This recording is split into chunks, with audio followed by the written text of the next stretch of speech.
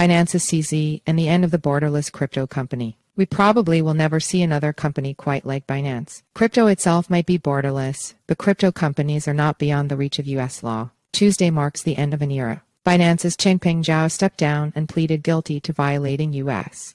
anti-money laundering requirements, despite the fact that Binance was never a U.S. exchange. With that, the myth of borderless crypto companies is truly over. To be sure, this is not the first time that U.S.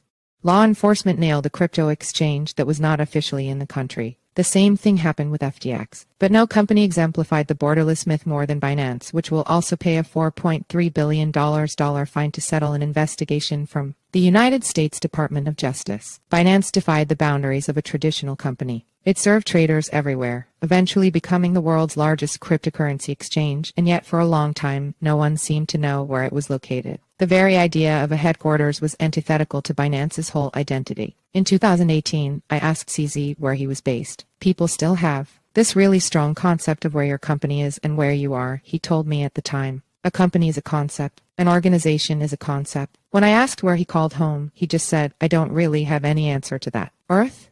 Binance made a point of not being based in the United States outside of its much smaller U.S. entity, Binance, U.S. I can't remember the last time CZ publicly appeared on American soil, but the company was clearly not exempt from U.S.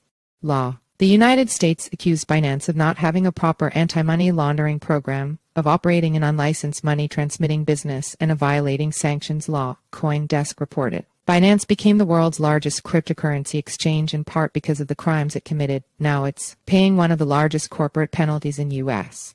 history, Attorney General Merrick Garland said. The SEC and the CFTC have also taken enforcement actions against Binance. The overall theme of the allegations is that Binance had U.S. customers, told those customers how to avoid U.S. regulations, and took steps to hide their activity from U.S. regulators. Some in the crypto community criticize the long arm of U.S. law. Binance itself pushed back against the CFTC in a filing in a U.S.